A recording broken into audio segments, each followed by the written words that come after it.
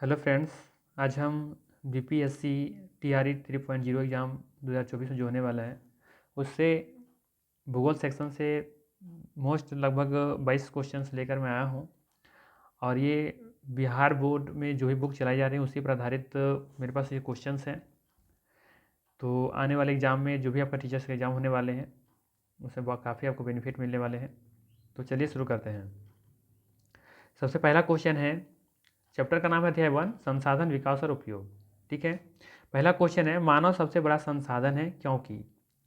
पहला ऑप्शन है, वह अपनी प्रतिभा से वस्तुओं को उत्पादन और उपयोग करता है। दूसरा ऑप्शन है, वह संसाधनों को भोगता है, यह देश का शासक है, यह रहने के लिए अपना घर बनाता है। सवाल है कि मानव सबसे बड़ा संसाधन है, क्यों है संसाधन? क्योंकि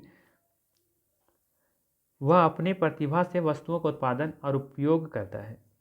ठीक है, मानव सबसे बड़ा संसाधन इसलिए है क्योंकि वो अपने प्रतिभा से वस्तुओं को क्या करता है, प्रोडक्शन कर रहा है और उसका यूज भी कर रहा है। इसीलिए हम कह सकते हैं कि मानव सबसे बड़ा संसाधन है। ठीक है, इसका सही आंसर क्या हो जाएगा? ए नंबर यानी कि क। दूसरा क्वेश्चन है, इनमें से कौन सी कथन सही नहीं है? Point be noted. नहीं पूछा है आपसे। पहला ऑप्शन है, प्रकृति की सभी वस्तुएं जो देखने में आती हैं संसाधन है। संसाधन हुआ नहीं करते, बना करते हैं। जब जलप्रपात का उपयोग जल विद्युत उत्पादन के लिए किया जाए तब वह संसाधन की श्रेणी में आ जाता है। और लास्ट ऑप्शन है, खनिजों का निष्कासन कर जब हम उन्हें उपयोग में लाते हैं तो वे खनिज संसाधन बन जाते हैं। ठीक है, तो पहला देखिए क्या लिखा है कि प्रकृति की सभी वस्तुएं जो देखने में आती है संसाधन है। बिल्कुल गलत ऑप्शन है, और गलत है तो यही वाला सही हो जाएगा इसका मतलब। ठीक है, क्योंकि नहीं पूछा है तो नहीं है, तो ये वाला भी नहीं है, तो यही सही है। क्योंकि प्रकृति की सभी वस्तुएं यानी हम जो भी कुछ देखते हैं क्या सभी संसाधन है? ऐसा तो नहीं सकता। हम जो भी कुछ देख रहे हैं वो संसाधन कैसे हो सकता है? संसाधन तब बनेगा जब वो हमारे उपयोग में आए और जब उसको हम उपयोग में लाएं तब वो जाके हमारा संसाधन कहलाएगा।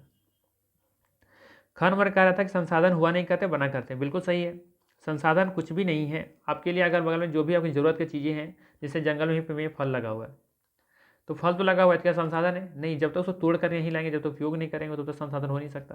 तो आसपास में जो भी कुछ देखते हैं वो हुआ नहीं करता है, इसलिए उसको जब हम संसाधन बनाते हैं तब वो बनता है। ठीक है, जैसे कहीं जलप्रपात है, पानी गिर रही है, तो गिर तो रहा है, वो संसाधन तो है, लेकिन वो हम जब तक उसको बनाएंगे नहीं, जब तक वहाँ पर हम बिजली नहीं बनाएंगे तब तक वो संसाधन मेरे हो नहीं सकता। तो ये चीज़ कहा गया है कि संसाधन हुआ नहीं करते, बना करते हैं, उसको हम बनाते हैं। तो बिल्कुल सही है।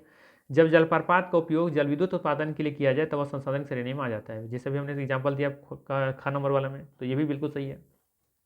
खनिजों का निष्कासन कर जब हम उन्हें उपयोग में लाते हैं तब खनिज संसाधन बन जाते हैं। जब उपयोग में लाएंगे तभी संसाधन बनेगा, तो ये भी सही है। तो यानी कि का नंबर इसका गलत आंसर है। इनमें से कौन अजैविक संसाधन है? पक्षी, मनुष्य, पेड़ पौधे, ये क्या है? उर्वरक होना चाहिए इधर, उर्वरक। ठीक है,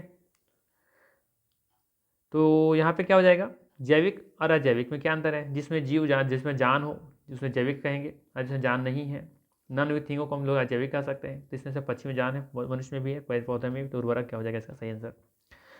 इनमें से कौन नवीकरणीय संसाधन है? नवीकरणीय जिसको हम फिर से उसको हम क्या कर सकते हैं, रिन्यूअल कर सकते हैं, फिर से उसको बना सकते हैं। तो खनिज तेल नहीं बना सकते, कोयला को भी नहीं बना सकते। वन को हम बना सकते हैं, ये वन नहीं है, वन होगा। तो वन को फिर से हम उसको बना सकते हैं, तो इसका ऑप्शन नंबर हो जाएगा ग। ठीक है, चलिए आगे देखते हैं। अगला क्वेश्चन है, संसाधनों के नियोजन के लिए इनमें से कौन सी प्रक्रिया अपनाई जाती है? संसाधनों के नियोजन के लिए, नियोजन तो प्लानिंग करना, तो हम जो सोर्सेस है आपके पास उसको नियोजन करने के लिए हम कौन सी प्रक्रिया अपनाते हैं? सड़क, नदी, वन या खनिज? तो कौन सा होगा इसके लिए? तो इसका सही आंसर हो जाएगा सड़क। ठीक है, चलिए आगे देखते हैं। संसाधनों के नियोजन के लिए इनमें से कौन सी प्रक्रिया अपनाई जाती है? फिर से वही सवाल है, बट ऑप्शन अलग हैं। पहला है, देश के विभिन्न क्षेत्रों में उपलब्ध संसाधनों की पहचान करना, संसाधनों की मात्रा एवं गुणात्मक स्तर का निर्धारण करना, विकास की योजनाओं को चरणबद्ध रूप से तैयार करना, या इनमें से सभी। तो ये सभी प्लानिंग के हिस्से हैं। ठीक है, तो इसका आंसर क्या हो जाएगा? घ नंबर, ये घ नंबर है। ठीक है, देश के विभिन्न क्षेत्रों में उपलब्ध संसाधनों की पहचान करना, ये भी हमारे प्लानिंग के अंतर्गत आएगा। संसाधनों की मात्रा और गुणात्मक स्तर का निर्धारण करना, ये प्लानिंग में ही आएगा। और विकास योजनाओं को चरणबद्ध तरीके से हम तैयार करते हैं, तो वो भी हमारे क्या है, प्लानिंग के अंतर्गत ही आएगा। तो ये सारा सही है। क्वेश्चन नंबर 7 है, सागर तट से 12 समुद्री मील या फिर अर्थात 22.2 किलोमीटर तक में महासागरीय क्षेत्र में पाए जाने वाले संसाधन किस प्रकार के संसाधन हैं। ठीक है, इसको क्या कहेंगे, निजी कहेंगे, नहीं प्राइवेट नहीं हो सकता। ठीक है, और हम अपने राष्ट्र के अंदर ही काम करें, अपनी भौगोलिक सीमा के अंदर काम करें तो मतलब वो क्या हो जाएगा, राष्ट्रीय। जब भौगोलिक सीमा के बाहर काम करते तो वो अंतर्राष्ट्रीय हो जाता। ठीक है, चलिए आगे देखते हैं, झारखंड का स्वर्ण क्षेत्र किस प्रकार का संसाधन का उदाहरण है। ठीक है, संचित भंडार, ज्ञात भंडार, भंडारित या सामान्य। तो इसका आंसर क्या हो जाएगा, इसका सही आंसर हो जाएगा ये हमारा है संचित भंडार। क्या हो जाएगा, संचित भंडार। ठीक है, इनमें से किसका कार्य संसाधन नहीं कहलाता, कौन सा हमारे लिए सोर्सेस नहीं है, किसका कार्य, कौन सा ऐसा काम यहाँ दिखाया गया जो संसाधन के रूप में नहीं है। भीख मंगा यानी भीख मांगने वाला, फिल्म एक्टर, स्कूल या कॉलेज का टीचर, या धनोपार्जन करने वाला कोई व्यक्ति होगा वो। ठीक है, तो कौन सा इसमें होगा बताइए। तो इसका सही आंसर हो जाएगा भिख मंगा। ये कोई सोर्सेस नहीं है, कोई साधन नहीं है, ये कोई संसाधन का कार्य नहीं कर रहा।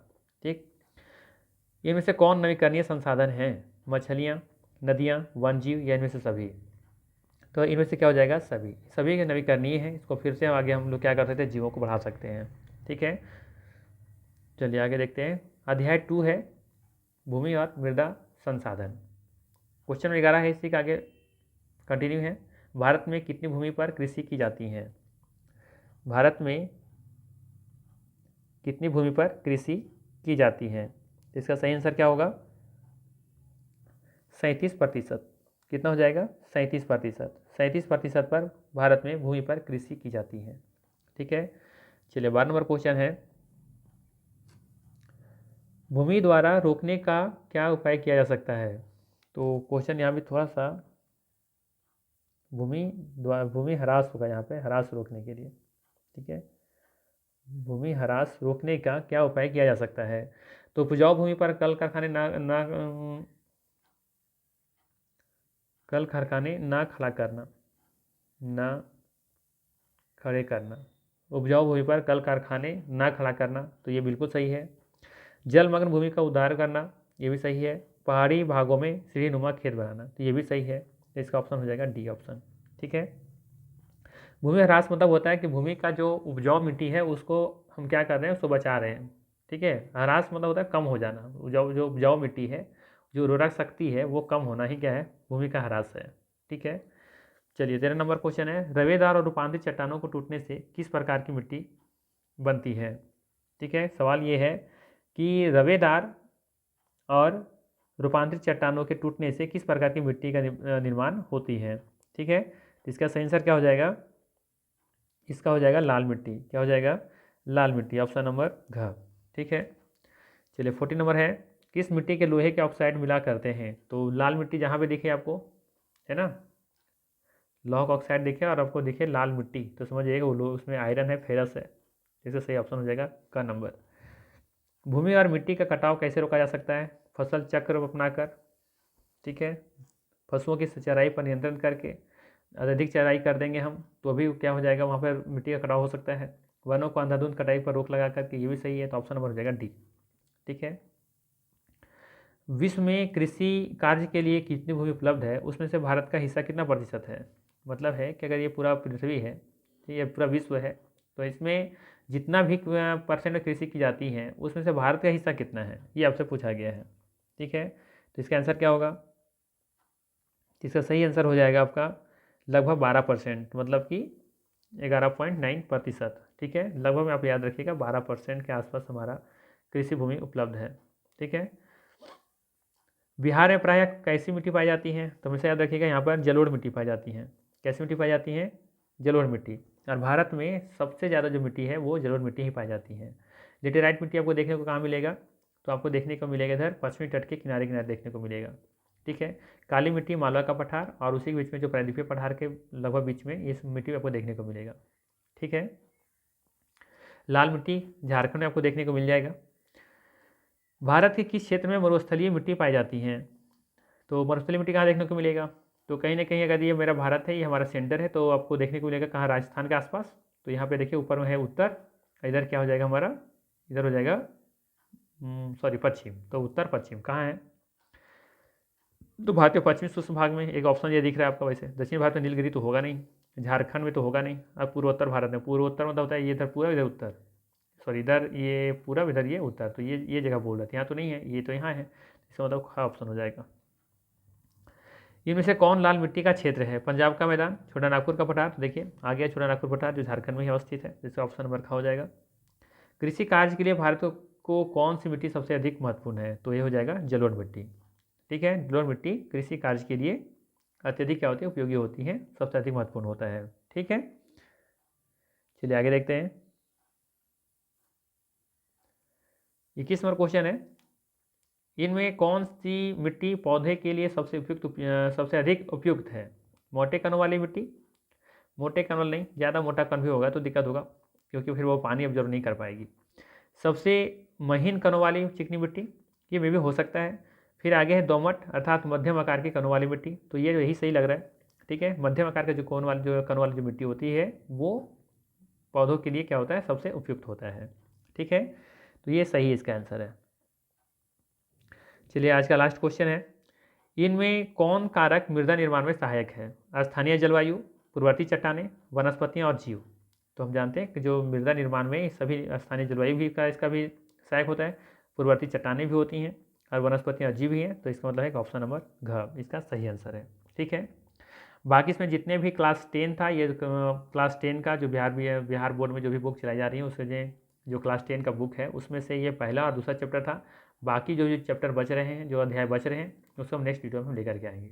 तो चलिए मिलते हैं नेक्स्ट वीडियो में। Thank you.